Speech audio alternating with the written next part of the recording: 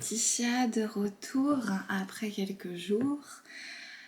J'avais une angine, bronchite, sinusite en même temps, fatigue. Donc je me suis reposée en plus de ça, nouvel événement professionnel, etc. etc. Bref, des choses à gérer et me revoilà tranquillement. Ok, on va commencer justement pour se détendre par une carte de méditation. Là, je l'ai pas dit, guidance générale, intemporelle. Si vous voulez une guidance personnalisée, mon mail est en dessous de la description. On est parti.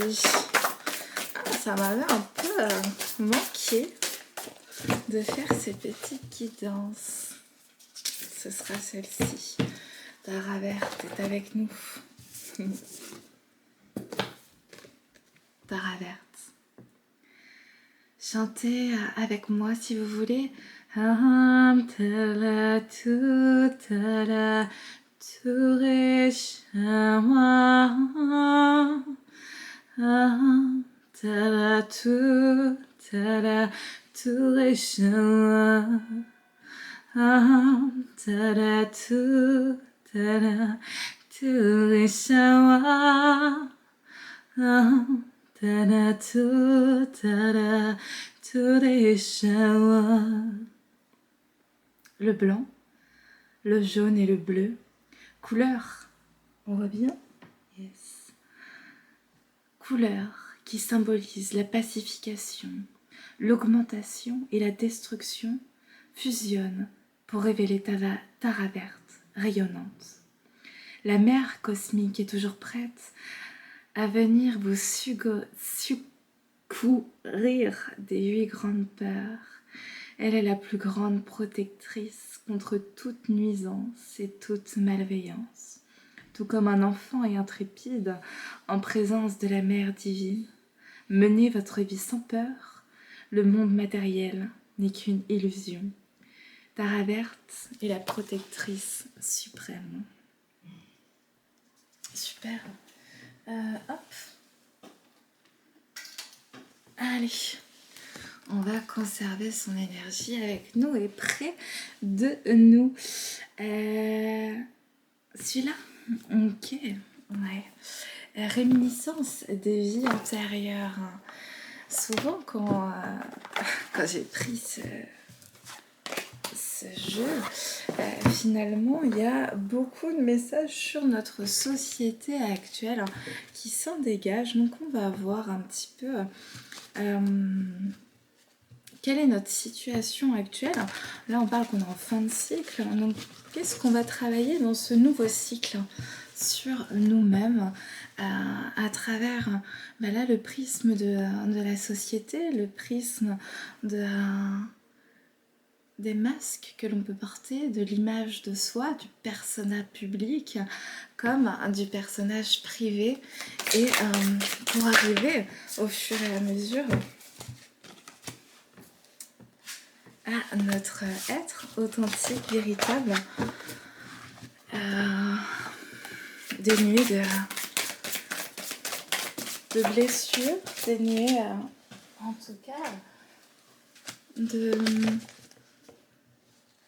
manifestation de ces blessures envers autrui. Alors, que va-t-on travailler? Là, on est plutôt à une projection future. Attention, on est déjà en train de le travailler.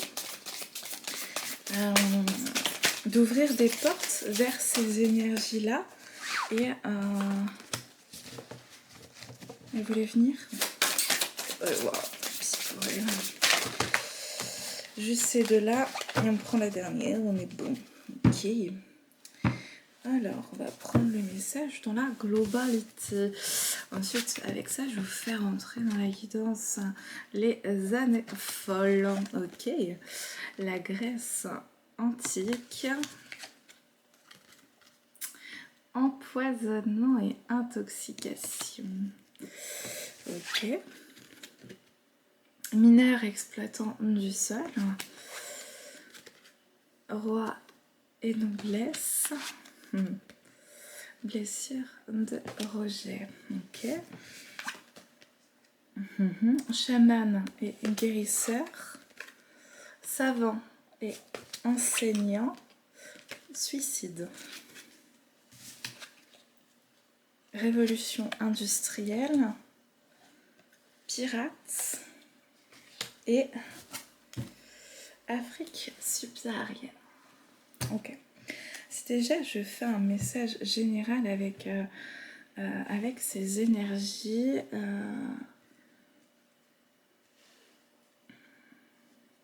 un petit peu ligne par ligne, avec les années folles, la Grèce antique, empoisonnement et intoxication, c'est comme si on essayait de tuer en fait la beauté. Comme si on essayait de tuer la spontanéité, la sexualité, par une théorie un petit peu de la bien-pensance, de la bienséance. Avec les années folles, où en fait il y avait cette idée d'émancipation de la femme aussi, où la femme était connectée à son corps, au plaisir de la vie, au plaisir charnel aussi. Et avec la Grèce antique, là on voit en fait une certaine désolation de cette femme qui pourtant est dans l'aisance financière. On pourrait aussi voir le calme intérieur. Et la quiétude. Néanmoins,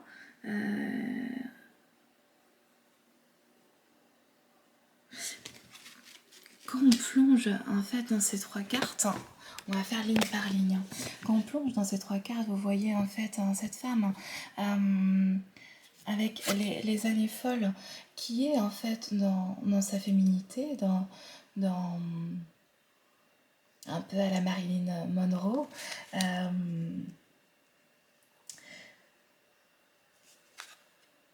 Elle profite en fait de cet instant et elle se fait coquette. Et là, finalement, juste à côté, on peut voir une forme de désolation finalement. Et à côté, empoisonnement, intoxication, c'est comme si on était en train d'intoxiquer un petit peu l'image de la femme. À sortir un petit peu de son foyer pour aller travailler plus, s'occuper de son foyer plus, s'occuper majoritairement des tâches ménagères, etc. On ne laisse plus l'opportunité en fait d'exprimer sa féminité, son côté... J'avais un animal en tête, son côté chienne. Voilà, on va le dire. Il y a des petits qui nous écoutent, putain. Il y a des enfants, il y a des adolescents. Donc, disons ça d'une manière un peu plus châtiée aussi. Son côté qui peut aller tant de la classe attitude, de cette féminité, d'assumer en fait un côté femme dans le sens la femme qui s'assume dans son corps, dans sa volupté, dans sa sensualité, dans sa beauté, dans quelque chose en fait qui touche à notre énergie sexuelle, donc qui touche aussi à notre énergie créative. Et c'est comme si avec toutes ces tâches successives, toute cette charge mentale, tout ce qu'il y avait en fait dans la matière réalisée et un peu cloisonné au sein d'un couple, dans notre modèle sociétal, et ben, il n'y avait plus de place pour cette joie simple, cette féminité, cette coquetterie, cette coquinerie. Voilà, pour ce premier message. Mesdames, retrouvons cette volupté en nous. Ensuite, et messieurs, encouragez-nous, hein. Bien sûr. Alors, là,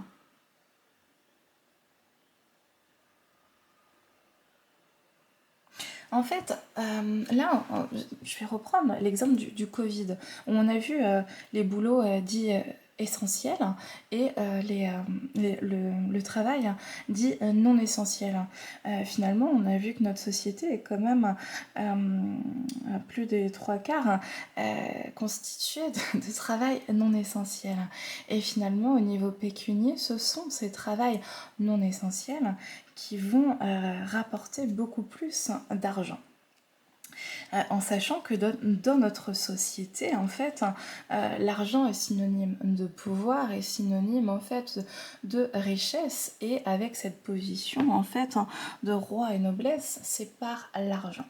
Et c'est comme si ceux qui étaient, là on parle de mineurs exploitants du sol, mais on peut aller beaucoup plus loin dans ce travail, ceux qui font de la recherche, ceux qui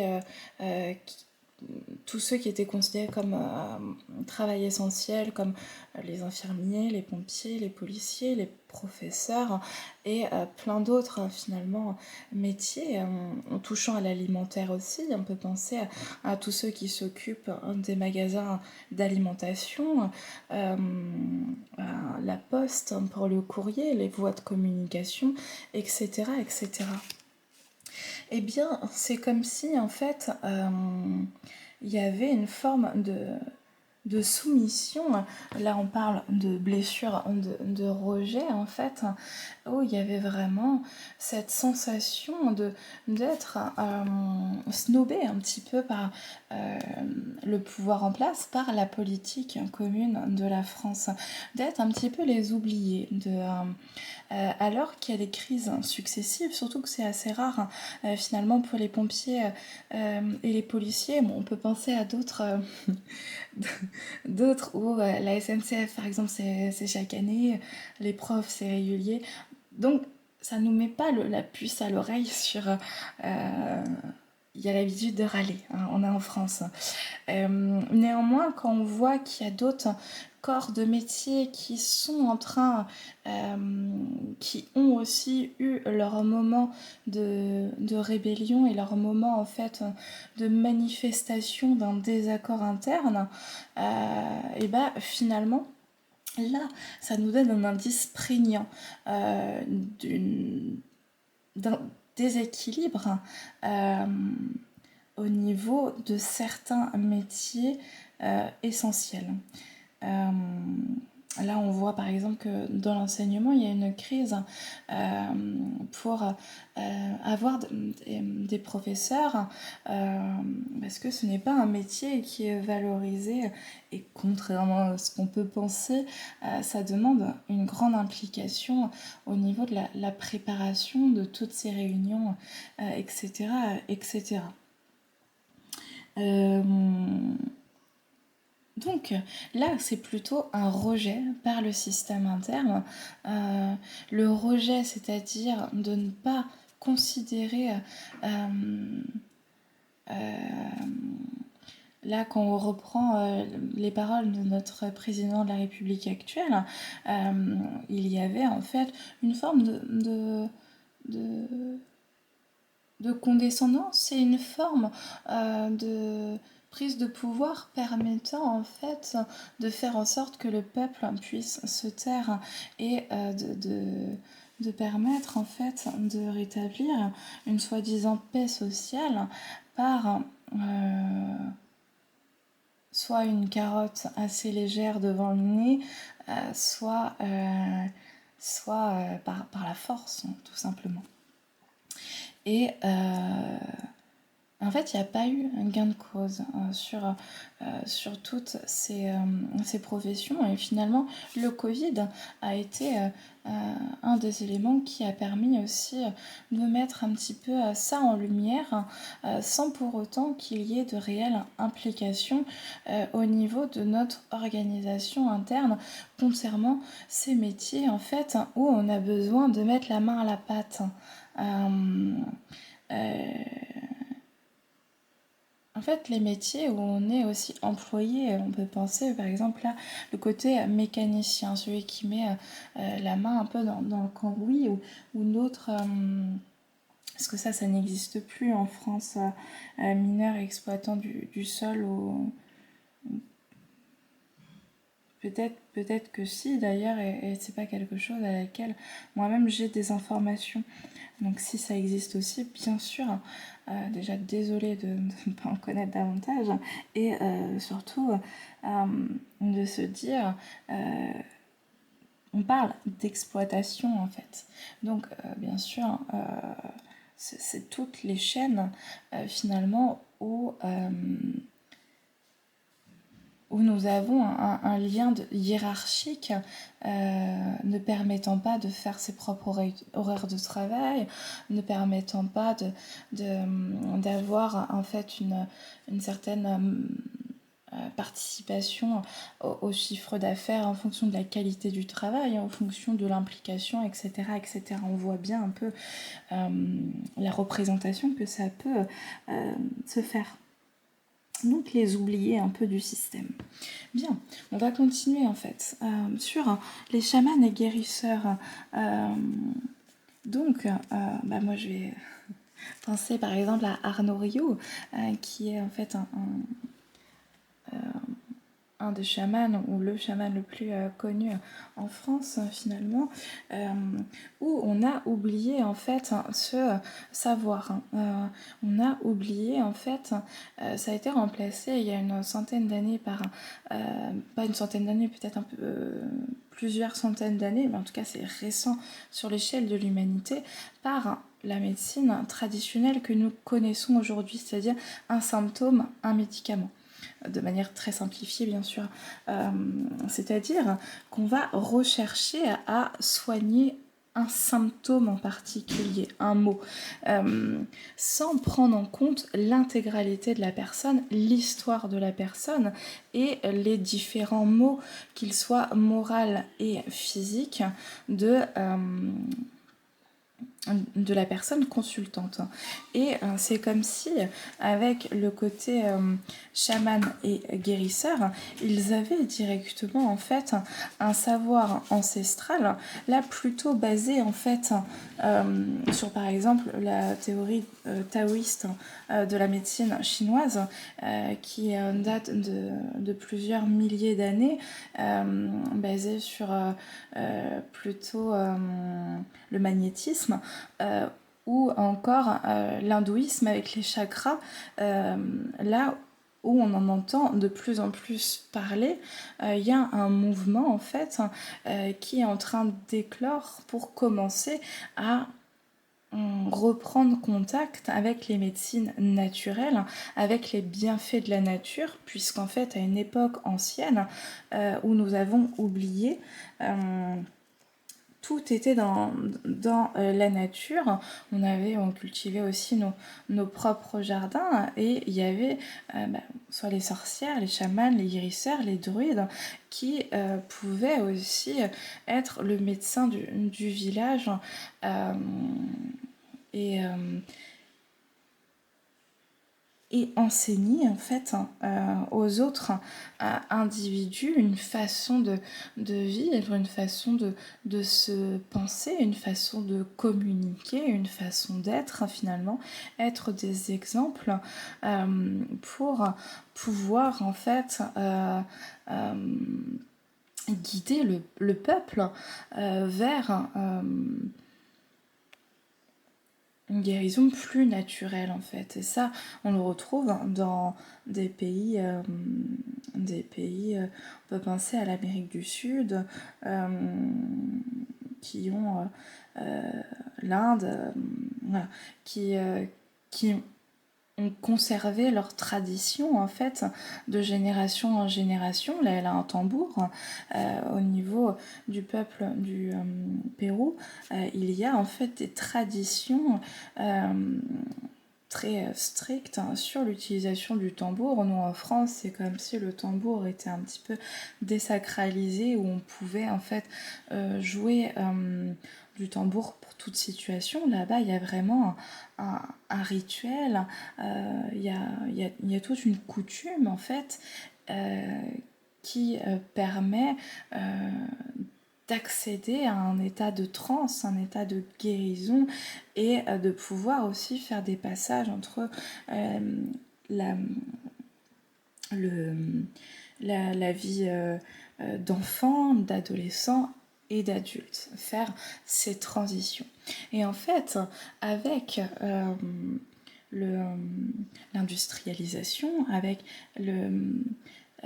notre système actuel basé sur la médecine que nous connaissons aujourd'hui médicamenteuse, il y a eu en fait au fur et à mesure un oubli de ces traditions qui a commencé en fait avec l'introduction de la chrétienté qui a transformé le vocabulaire petit à petit, qui avait aussi mis d'autres monuments à la place des druides, et au fur et à mesure des siècles, une croyance religieuse a remplacé une croyance ancestrale.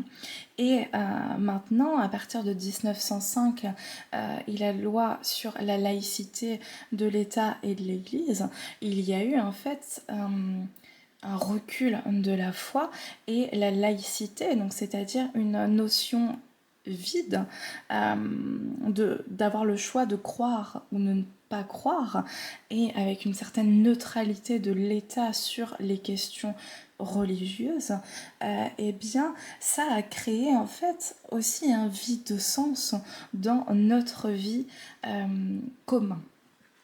commune, puisque il n'y a pas spécialement de rituel. On va avoir Noël, la Chandeleur où on peut faire des crêpes, la Saint-Valentin où on doit s'acheter des cadeaux, et à part ces quelques événements, Pâques où on fait les œufs au chocolat, bref, à part ces quelques événements basés largement sur de la consommation, il n'y a plus de rituel en fait basé sur le rassemblement d'une communauté. Là, la plus grande, c'est les anniversaires et Noël, hein, qui va être basé sur la famille au sens soit élargi pour le plus grand, soit au contraire resserré dans les liens de famille nucléaires. Et en fait, c'est comme si le suicide de toutes ces traditions, au fur et à mesure des siècles, eh bien, finalement, avait aussi été un des phénomènes accentuant aussi l'individualisme de l'individu, c'est-à-dire se resserrer soit sur sa propre personne, avec énormément de cas narcissiques maintenant, et de pathologies narcissiques, avec énormément d'ego et donc de blessures et de failles que l'on présente au monde dans les réseaux sociaux ou d'autres supports comme étant en fait un modèle à suivre. Donc un des modèles de notre société actuelle qui rapporte de l'argent, de la notoriété, etc., finalement est aussi basé sur une faille narcissique, une faille de l'ego où on doit se montrer. Et ça, c'est à l'antipode en fait de finalement de cette guérison, d'être bien dans son corps, dans son être, dans son esprit, dans son âme, et d'avoir des savoirs en fait basés sur l'esprit de la nature, l'esprit des animaux, l'esprit des végétaux, des pierres, et en fait d'être connecté à notre histoire naturelle, d'être connecté à l'histoire de notre vie, et donc d'être connecté aussi à nous-mêmes et à qui nous sommes. Parce que si on est coupé de ses racines, si l'arbre ici n'a plus de racines, eh bien c'est la mort assurée.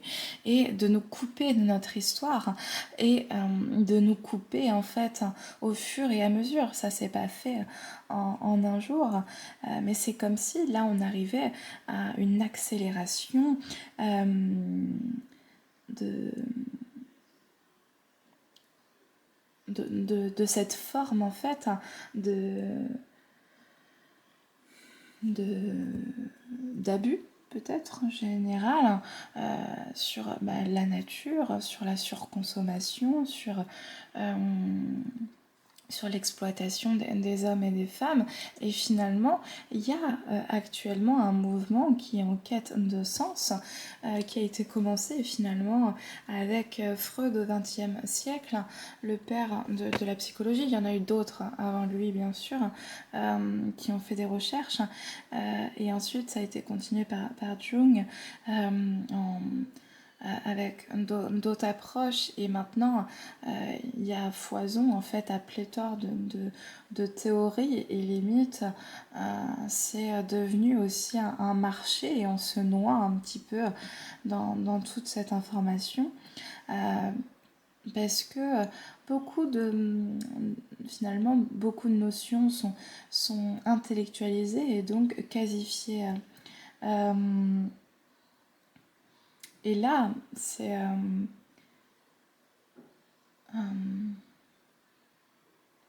comment en revenir en fait au sens plus naturel euh, de, de la vie, sans pour autant tout intellectualiser, casifier, chosifier, et en se laissant porter par une vague qui demande aussi un certain lâcher-prise. Plutôt, qu'est-ce que je ressens, quelles sont mes émotions, se connecter finalement à son yin intérieur, à son féminin intérieur, plutôt qu'à son yang, son côté rationnel et d'action. Voilà. Bien. On va continuer un petit peu.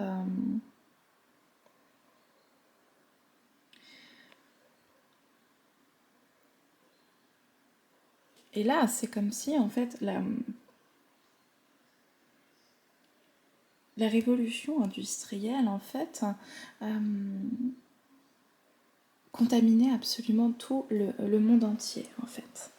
Parce que y a une exploitation, en fait, des ressources de l'Afrique par la France et par l'Union européenne et par bien d'autres pays du monde entier encore, et de la force aussi de travail des Africains, et c'est comme si en fait il y avait un côté piraterie là au niveau de leurs ressources, au niveau de leurs traditions, qui sont aussi basées sur des traditions communautaires, basées sur le clan. Après, c'est pas les traditions que j'étudie le plus et que je connais le plus. Néanmoins, il y a vraiment cet esprit de communauté. Et en fait, avec la révolution industrielle, c'est comme si un peu la France devenait ce nouveau rêve américain aussi pour les Africains, de se dire en fait on va pouvoir consommer, porter des marques, et en fait être dans ce m'as-tu vu, et rentrer en fait dans notre propre dérive. Et c'est comme si notre dérive était en train de contaminer le monde, comme si nous étions heureux parce qu'on portait des Nike. Et en fait, ouais, la dérive des Américains, puisque c'est un peu notre modèle, nous contamine. On n'a jamais bu autant de coca et de boissons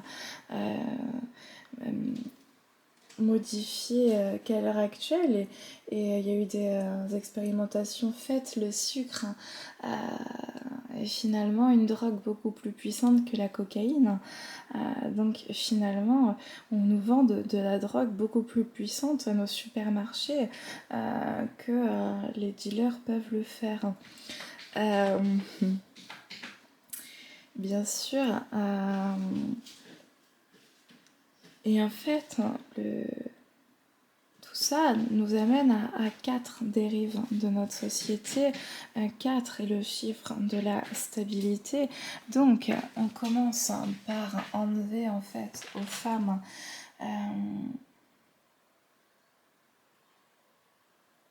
la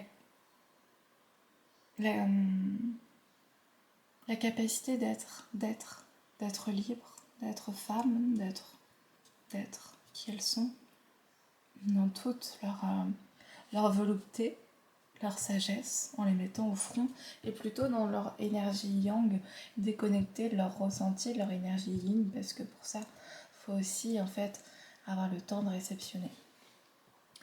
Ensuite, chacun est placé en fait, la majorité, la grande majorité est placée à des postes et des avant-gardes finalement où ils sont exploités par le pouvoir en place au sein d'un système déterminé où on nous apprend dès l'école à marcher droit ou à crever finalement. Et en fait, ce système de travail où t'es une feignasse, finalement, ça n'amène pas véritablement une cohésion nationale. Donc on est là pour nourrir un système, tant en France que dans l'Union européenne, où nous sommes considérés comme des consommateurs à cette échelle. Et finalement, on s'est déconnecté de la nature, de l'essentiel. Et l'essentiel, finalement, c'est peut-être cet esprit communautaire qui est en train de se perdre aussi de plus en plus avec l'industrialisation dans les pays qui étaient plus connectés en fait à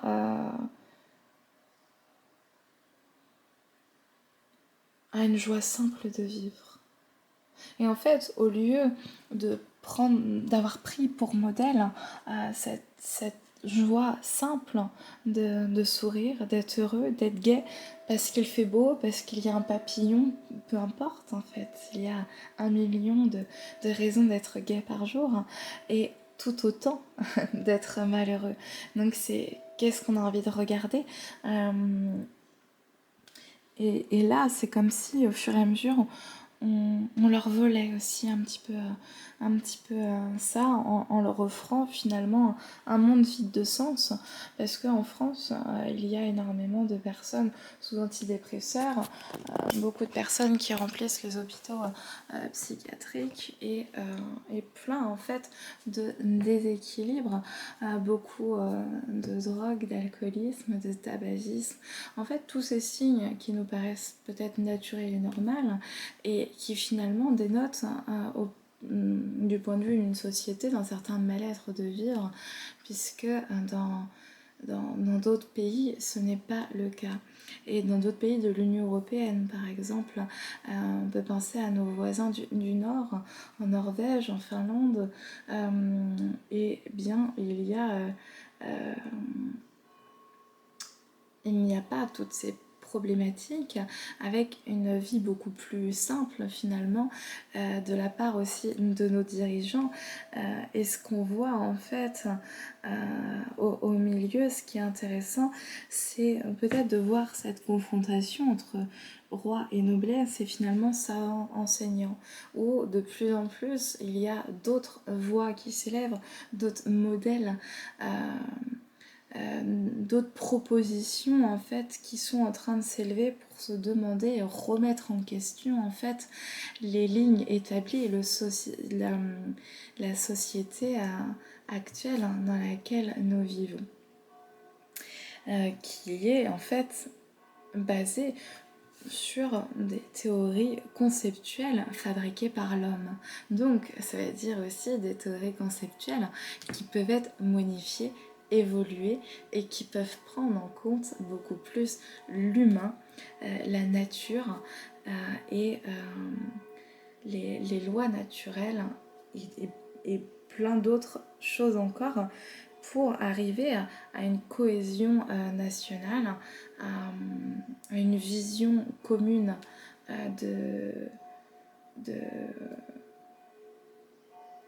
des choses. Imagine all the people living for today. You may say I'm a dreamer, but I'm not the only one. Il y avait cette histoire d'un Américain qui arrive sur une terre, je sais plus laquelle, et finalement il voit le pêcheur et il fait Il fait en fait, là t'es en train de pêcher 3 poissons. Mais il me fait, mais si t'empêches 30, là tu peux revendre ça ici. Et ensuite tu peux t'acheter une nouvelle flotte. Et ensuite, voilà. Faire le rêve un petit peu américain, je gagne beaucoup d'argent, je monte mon entreprise, je fais pour finalement arriver à avoir beaucoup d'argent. Et en fait, il lui demande, mais dans quel but? Mais il me fait, bah après, tu seras tranquille avec ta famille et tu vas pouvoir te reposer tranquillement et tu auras une belle maison, tu auras de quoi vivre et etc., etc. Mais il dit, mais en fait, c'est déjà ce que j'ai. Tous les jours, je pêche, je passe 2 heures de mon temps avec ma femme et on fait autre chose. Ensuite, nous préparons le poisson et il ne comprenait pas ce rêve en fait, parce que c'était 2 cultures différentes. Donc c'est aussi d'ouvrir son esprit, d'ouvrir les champs des possibles, que le modèle qu'on nous propose n'est pas le seul modèle établi, mais bien un modèle qui a été pensé à un moment donné et qui s'est perpétué en fait de siècle en siècle pour devenir au XXIe siècle cette petite trace dans l'histoire dans lequel nous vivons. Et en fait, c'est à titre individuel comment nous voulons, quelle trace nous voulons laisser, comment on veut véritablement vivre cette vie et finalement, est-ce que ce modèle où on est exploité nous convient en fait? Sinon, comment réinventer à titre individuel et collectif un nouveau modèle, comme certains sont déjà en train de le proposer avec les maisons autonomes, avec d'autres formes d'expérimentation, de démocratie, etc., au niveau des villages.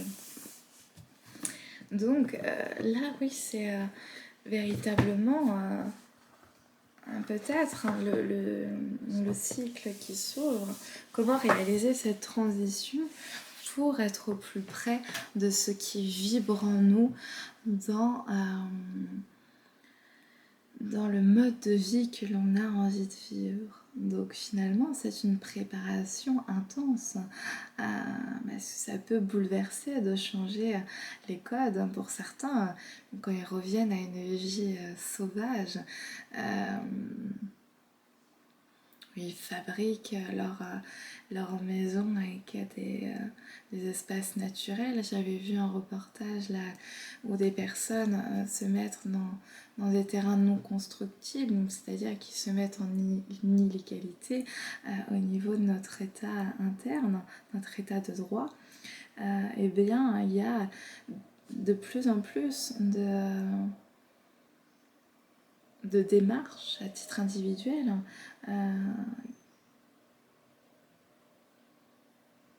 pour au fur et à mesure que ça puisse s'étendre aussi sur le collectif finalement, que ça puisse résonner pour revenir à quelque chose de plus naturel, qui a plus de sens et énergétiquement plus connecté à la terre, à la nature et aux matériaux beaucoup plus nobles. Que nous ne fabriquons plus grand chose avec nos mains finalement de manière globale, bien évidemment. Ok, on va continuer. Ok, donc là, ce cycle, qu'est-ce qui nous invite à travailler là? Ouais. Ok, l'oracle, miroir de ton âme. Ok.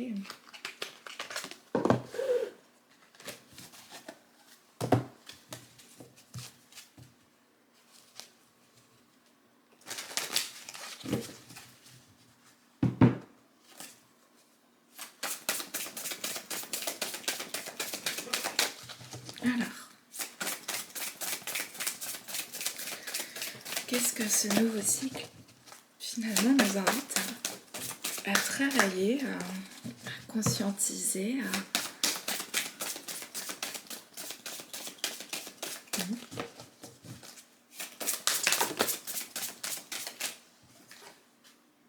les complexes. J'accueille mes défauts pour devenir magnétique.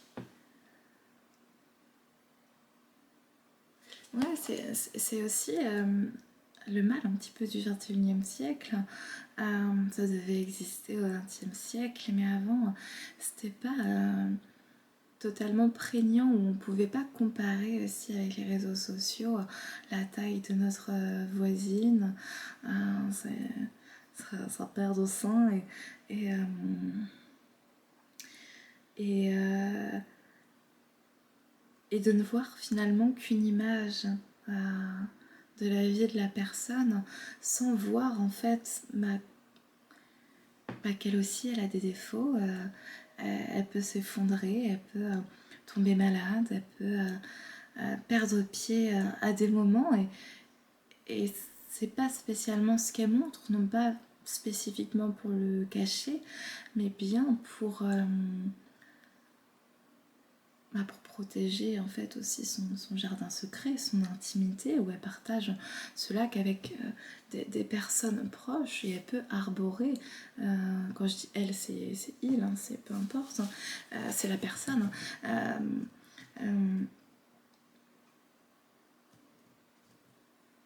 Bah, là, ça me fait penser en fait de la comparaison avec l'autre.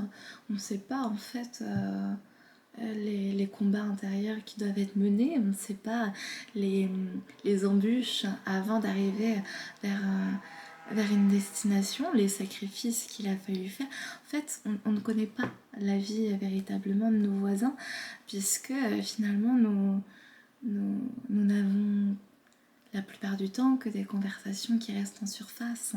Nous ne connaissons pas beaucoup l'intimité des personnes. Peu de personnes se dévoilent finalement dans sa complexité, dans ses facettes un peu plus sombres. Et il y a de plus en plus d'artistes là qui parlent, par exemple, des maladies mentales, de la dépression, du burn-out, de la solitude, des crises d'angoisse. Mais ça, c'est assez nouveau, en fait, de pouvoir se dévoiler d'une certaine façon pour dire, mais finalement, je peux ressentir ces choses me traverser à des moments donnés. Et là, il y a quelque chose qui commence à s'ouvrir, finalement, sur... je peux montrer quelque chose de moi, je vous montre une partie, mais vous ne connaissez pas tout en fait. Et c'est comment je me suffis à moi-même derrière, je prends confiance en moi et je cesse de mettre quiconque au-dessus de moi. Ben, c'est super, ça va très bien ensemble. Oui, c'est comme s'il y avait en fait comme un complexe d'infériorité ou de supériorité pour ceux qui sont un peu dans l'ego. Ça arrive, hein. Il y a le complexe de Dieu, il y a parfois voilà, des peurs qui nous ramènent aussi à notre ego qui se croit supérieur à un moment donné, et puis c'est naturel, ça arrive à tout le monde, et il y a ce complexe d'infériorité qui se compare et qui se croit en fait inférieur aussi à l'autre, et en fait en comparant, en pensant que finalement lui il n'a pas de défaut, soit physique, soit c'est plus facile pour lui ou autre, et finalement on ne sait pas ce qui se passe à l'intérieur, on ne sait pas le combat qui est à mener, on ne sait pas l'enfance qu'il a vécue. Et finalement, même si on savait tout ça, est-ce que la vie qu'il ou qu'elle a nous conviendrait à titre personnel? Est-ce qu'on peut pas voir la richesse de notre vie à l'intérieur et voir une certaine beauté, même dans les malheurs que l'on a vécus, même dans les épreuves, parce que les cicatrices que l'on a, elle a une beauté singulière, et finalement cette beauté singulière, c'est peut-être ce qui va vous repousser et ce qui va moi m'attirer, et finalement c'est peut-être, osons notre singularité sans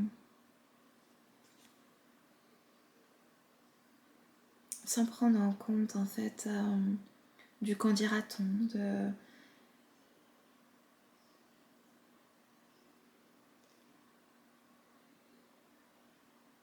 Et en osant être soi. Et ça, c'est un gros défi, un gros challenge.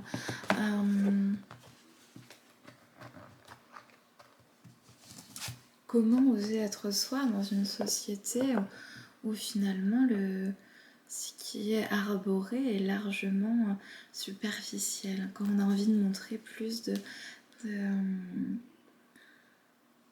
complexité et plus de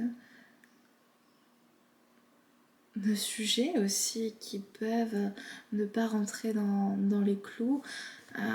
C'est sans doute apprendre à rester en silence aussi et de vivre ça soi avec soi, ou de le vivre d'une autre façon en fait.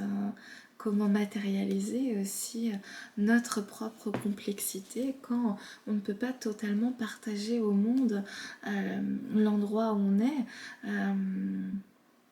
nos pensées, notre complexité, si nous voyons que la majorité qui est en fait dans une certaine routine moutonnière finalement ne partage pas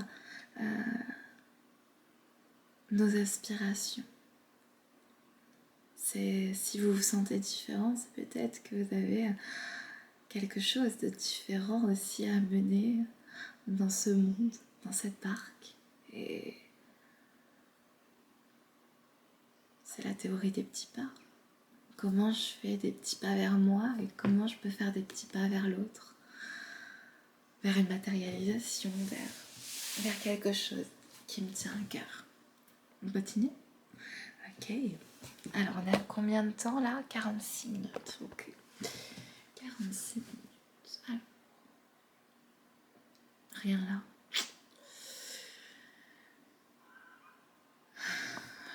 L'oracle des météores, l'oracle de guérison.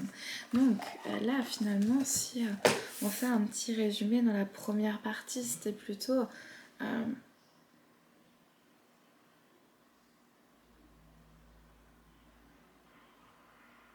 à titre individuel,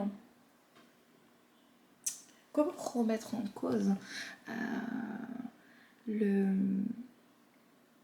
modèle établi dans lequel nous vivons pour inventer finalement son propre système de vie, là où soi-même on se sent bien.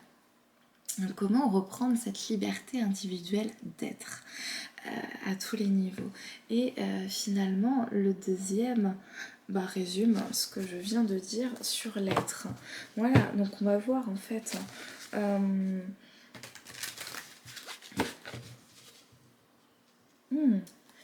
comment être dans une société finalement qui ne représente pas nos aspirations profondes. Vaste question philosophique. Vous avez 3 heures, les amis. Vous rendrez vos copies à la fin. Et nous débattrons de ce sujet. Allez. L'oracle des météores. Donc là, finalement, c'est qu'est-ce que nous devons guérir pour être en accord avec notre chemin. L'acceptation. L'acceptation de qui nous sommes.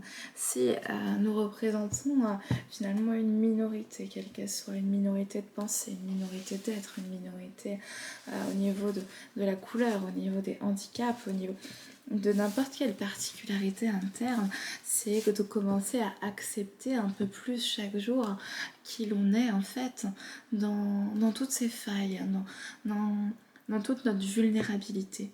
Non pas pour le partager avec autrui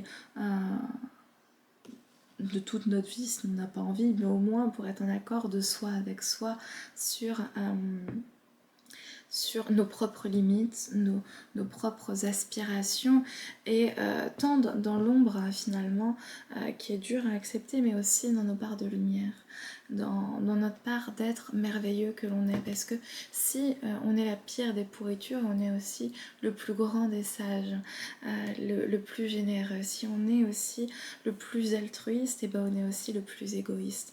Et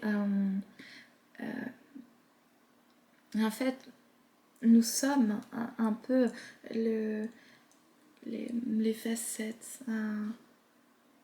ce pile et ce face, cette ombre, cette lumière. Et c'est comment osciller en confiance avec notre propre système et l'appréhender de plus en plus chaque jour. Dispute,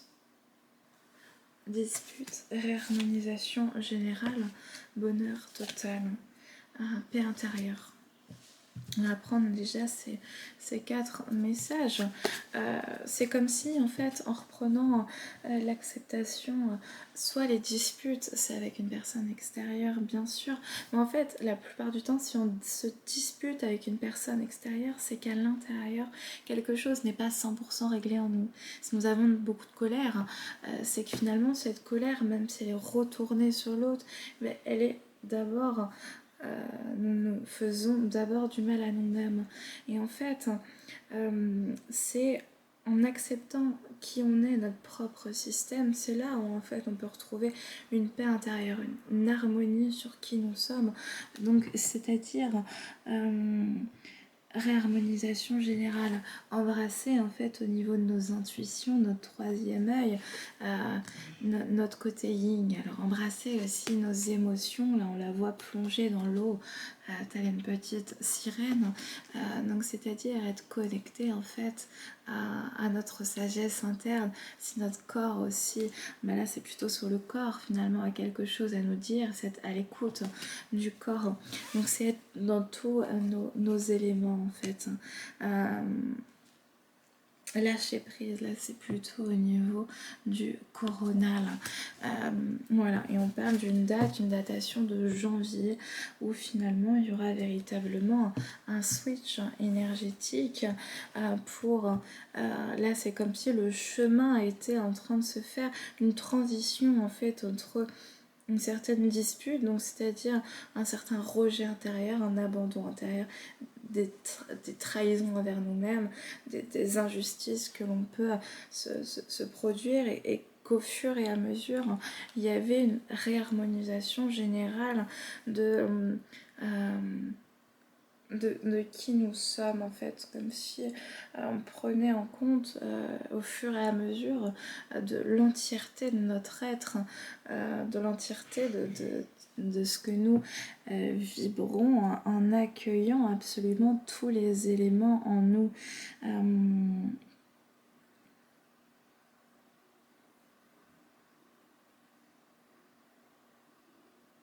C'est comme si on continuait de faire germer des graines pour en fait être en paix intérieure avec nous-mêmes. Et donc si nous sommes en paix intérieure avec nous-mêmes, nous le sommes aussi envers l'autre, parce que ce qui nous fait réagir face à l'autre est quelque chose que nous n'avons pas totalement réglé en nous-mêmes. Si par exemple je ressens du jugement envers ma personne, c'est est-ce que si je me sens jugée, est-ce que je focalise pas trop mon attention sur le regard de l'autre? Donc finalement, est-ce que c'est pas la peur d'être rejetée qui va parler à cet instant? Et finalement, ça veut dire que je suis aussi sensible au contraire à l'approbation. Je suis sensible peut-être à la flatterie, je suis sensible aux mots qui sont employés, alors que finalement... ce sont les mêmes pièces, mais à 2 pôles différents.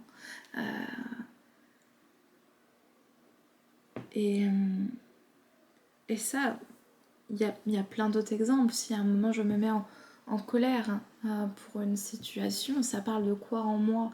Je suis en colère parce que je ressens quoi en fait? Je me sens blessée, je me sens pas compris dans mon entièreté, mais pourquoi véritablement dans cette situation-là, ça peut me faire véritablement quelque chose. En fait, aller creuser un peu plus à chaque fois, de comprendre pourquoi les situations peuvent ou non me toucher. Ah, on a sur les rancœurs un changement imminent. Un changement imminent.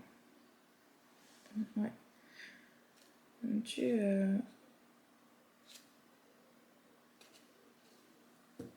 Je resature, ouais. Les rancœurs, alors en fait, on voit que ça a une influence largement au niveau du ventre. Il y a beaucoup d'émotions en fait qui sont cristallisées dans le ventre. Ceux qui ont des problèmes par exemple soit de constipation, soit au contraire de diarrhée récurrente. Il y a d'autres manifestations. Ça peut être aussi par des plaques, des rougeurs, des boutons, de l'acné et d'autres manifestations du corps ou une boule au ventre en fait, une incapacité de manger, au contraire des crises boulimiques.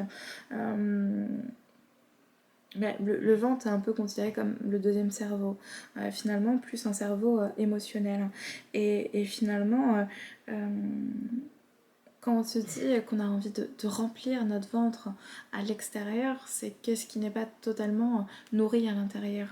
Des questions comme ça. Et en fait, c'est qu'est-ce que je vais ressentir dans cette zone, qu'est-ce que je garde en moi comme discours intérieur qui me fait ruminer sur une situation et comment être en paix avec cette situation au fur et à mesure. Là, on parle d'un changement imminent parce qu'en fait, on parle d'un changement de perception en fait, qui a été travaillé, comme si on mettait en lumière en fait peut-être le fait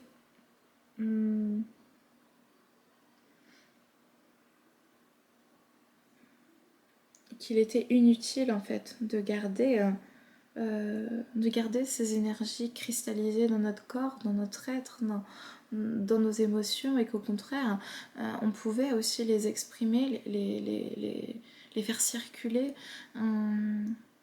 Pourquoi pas faire un rituel, quelque chose, pour amener de la lumière sur ces situations.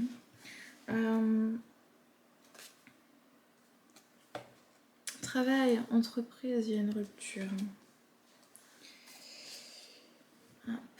Ce qui cause une tristesse.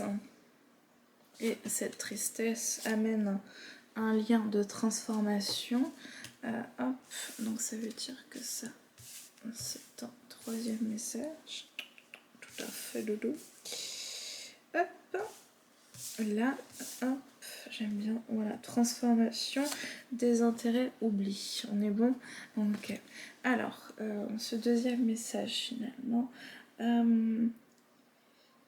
Peu importe quel travail intérieur, quel travail. En fait, c'est comme si on avait focalisé notre énergie depuis peut-être des décennies, des années, des mois, des semaines sur un objectif, un but.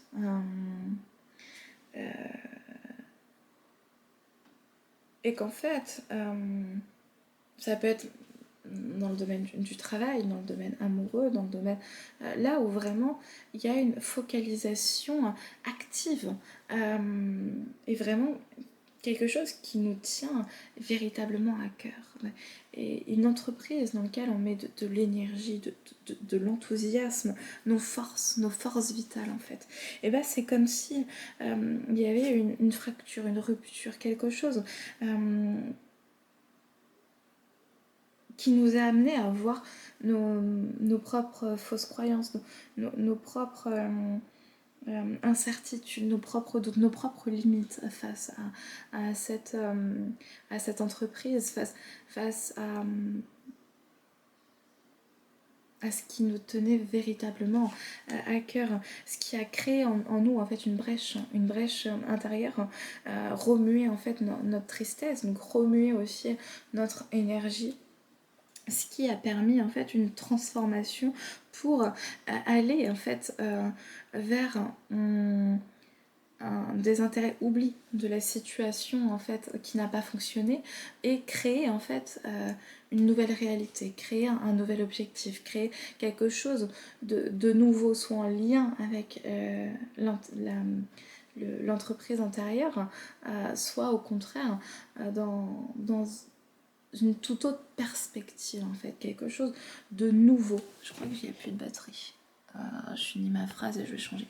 Quelque chose de nouveau en fait, et c'est grâce à cette ultime épreuve, à cette ultime tristesse, grâce à l'ouverture de cette brèche, qui a pu avoir véritablement cette transformation pour arriver en fait à créer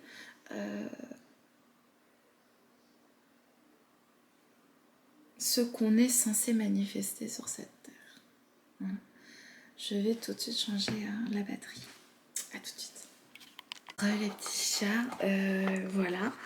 Donc, on va passer à l'autre message. J'aurais pu finir sans avant de réappuyer.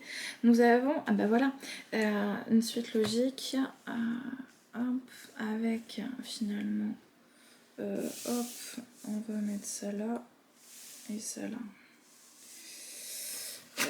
Avec finalement un choix à faire, une croisée, un des chemins.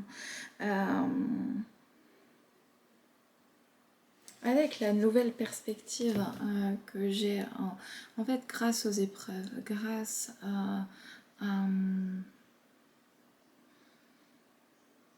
grâce au temps, grâce à l'énergie que j'y ai mis, grâce à la guérison, grâce à cette transformation, et bien finalement je m'ouvre une autre voie et il y a dans cette croisée des chemins finalement des directions qui ne résonnent plus avec nous et qui sont toujours mis en face de nous, toujours un petit peu mises dans nos énergies pour finalement nous pousser à aller plus loin dans cette transformation, en tout cas nous permettre de faire ce switch véritablement vers ce que l'on veut. Plus l'on voit en fait ce que l'on ne veut pas, plus on s'approche de ce que l'on veut vraiment. Et finalement, dans ces choix à faire, il y aura un événement proche qui nous demandera en fait de faire preuve de sagesse, de se connecter à notre intuition, à notre chakra coronal en fait.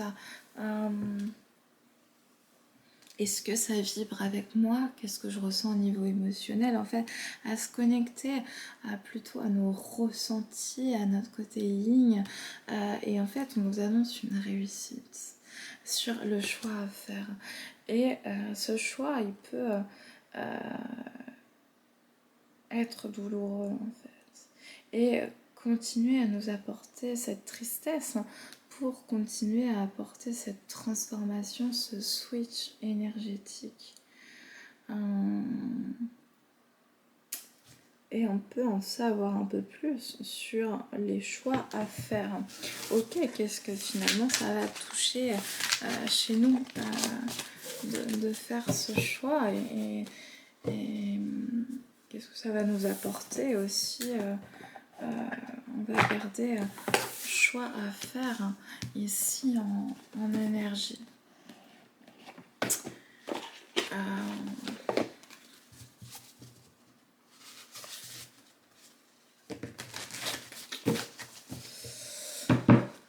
Alors, choix à faire. Finalement, quelle est ma question qu'est-ce que ça va nous apprendre, nous apporter en fait de faire ce choix, le poids des larmes. Voilà, je ressentais bien en fait qu'il y aurait de la tristesse, comme si ça permettait en fait de clôturer le cycle pour arriver vers ce nouveau cycle en fait de transformation, de voir en fait qu'émotionnellement ça peut nous perturber sur les parties prenantes. Il y aura une dualité qui finalement nous apporte en fait le bonheur dans le futur, comme si en fait peut-être que notre intuition, on sait qu'on doit dire oui ou qu'on doit dire non, on sait la réponse au fond, et il y a quand même cette dualité parce que on a envie d'écouter aussi notre nos doutes, peut-être que ça nous apporte une certaine forme de sécurité, peut-être que ça nous apporte une habitude. Si ça fait longtemps qu'on y travaille, finalement il y a une sorte de confort karmique qui s'est instauré, qui s'est installé dans ces formes-là.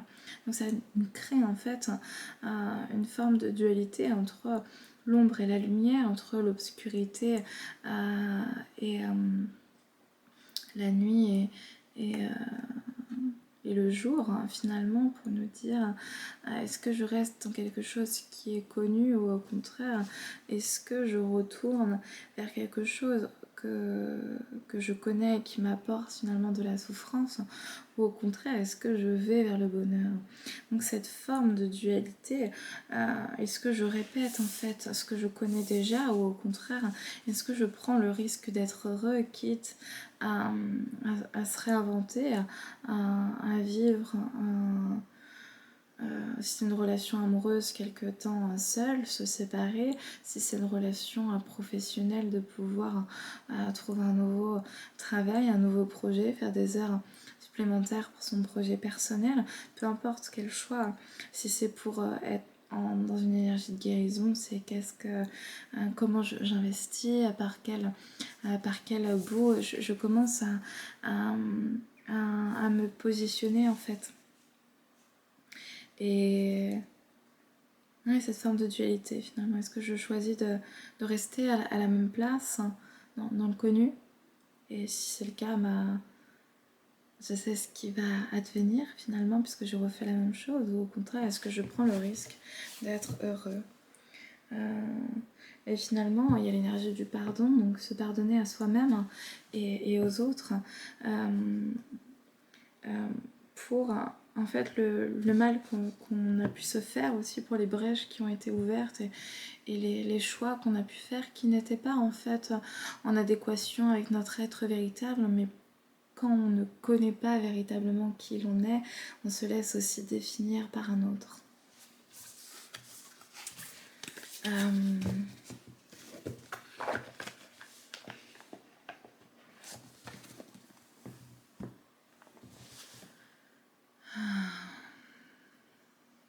Une dernière carte.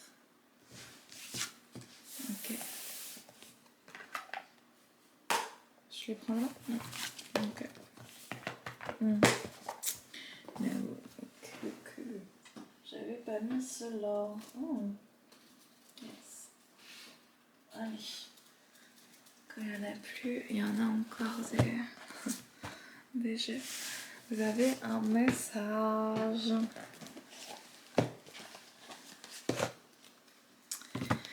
Ok. Alors, on va voir quel message on a. Voilà. Pour terminer tranquillement, toujours dans ce nouveau cycle, en fait, cette préparation qui nous demande aussi de faire attention à notre énergie, d'avoir du repos. Et je dis ça parce que je commence moi-même à fatiguer.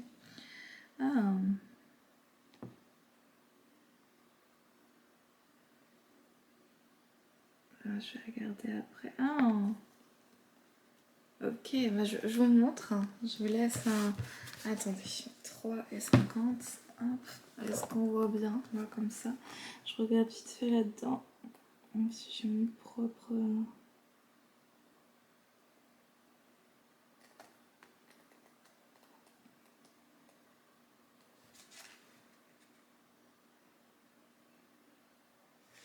Ok. Donc, la première, en fait, c'est le 3, cette idée en fait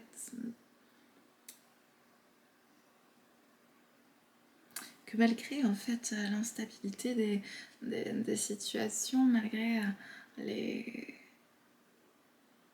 doutes, malgré les embûches finalement, de trouver en fait des instants de joie, des instants de créativité, de passion, de se laisser aller en fait. Ouais, de retrouver une forme de vitalité, de vivacité sur se mettre aussi en mouvement vers nous-mêmes finalement et vers ce qui nous stimule. Et il y a cette idée en fait de... Là, avec le cheval et la marmotte, de pouvoir en fait collaborer des fois avec des gens qu'on n'attendait pas, des situations qui peuvent nous surprendre dans la vie,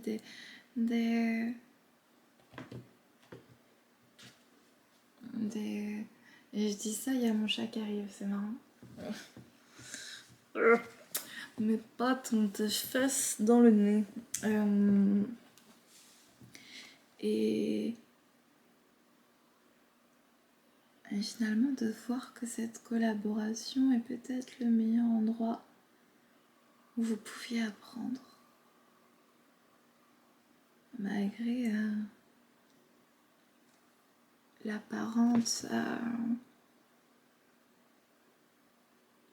différence qu'il y a finalement entre les deux. C'est intéressant en fait de voir que ce n'est pas spécifiquement dans les situations dans lesquelles on pensait devoir évoluer que l'on évolue le plus. Vous voyez? Allez, le petit oracle de l'intuition et repos soldat. On est bon? On est bon. Toujours à gratter. Oui, c'est vrai. Racine, tes expériences, chakra racine, j'avais pas lu avant, chakra racine, donc connecté au rouge, la passion, l'ancrage. Tes expériences, petites ou grandes, ont ancré la sécurité en toi. Tes fondations ouvrent ta voie de concrétisation et consolident tous les domaines de ton existence. Donc là, ouais, tout ce cycle a permis finalement de fonder des racines solides pour ce qui s'ouvre à nous à l'heure actuelle. La foi, une confiance absolue t'est demandée. Grâce à cela, dans l'ici et maintenant, ta réalisation souhaitée est sur le point de se concrétiser. Donc, on voyait en fait qu'il y a des fois des collaborations qui peuvent surprendre en fait, qui peuvent déstabiliser aussi, et c'est comme si les messages avaient été entendus et qu'on est dans la situation et à la place qui nous convient le mieux pour apprendre finalement ce qui nous convient d'apprendre à l'heure actuelle. Chakra solaire, la puissance est en toi. Laisse-la rayonner pour cesser de subir en victime. Dès que tu mets cette force au service de ces objectifs, une réussite éblouissante se produit. Chakra solaire, c'est je fais, je m'ouvre. Et finalement, c'est à quel point, à quel moment je n'ose pas m'ouvrir et être moi-même face à qui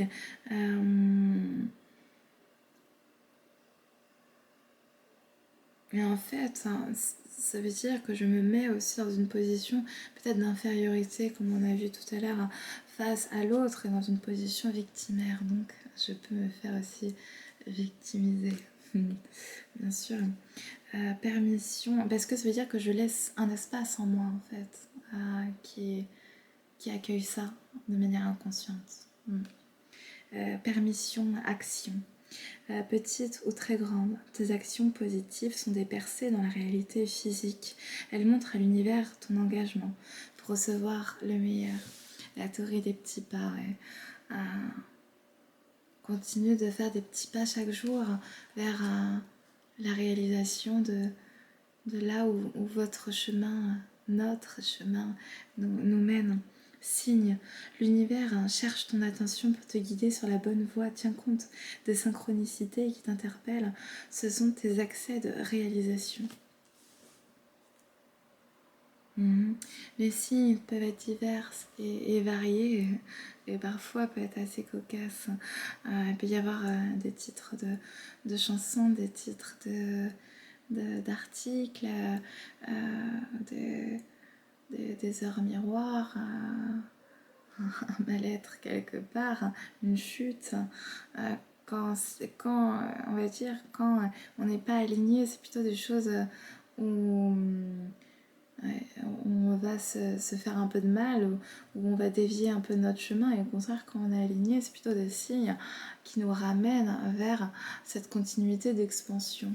Donc, être à l'écoute de ses propres signes intérieurs, c'est pouvoir être à l'écoute aussi si on est sur la bonne voie à suivre. Libération, frustration. La frustration, reflet de l'ombre de ton monde, freine ce que tu entreprends. Reconnecte-toi à ton cœur, à tes rêves, et vois les bienfaits qui peuplent ta vie.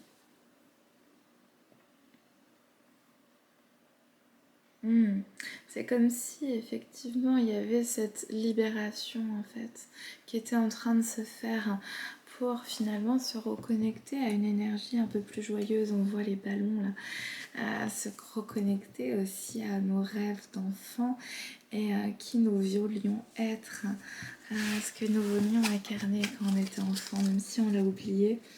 Finalement, c'est comme si on nous remettait tout naturellement sur cette voie. Voilà. Je souhaite le meilleur. Salut à vous.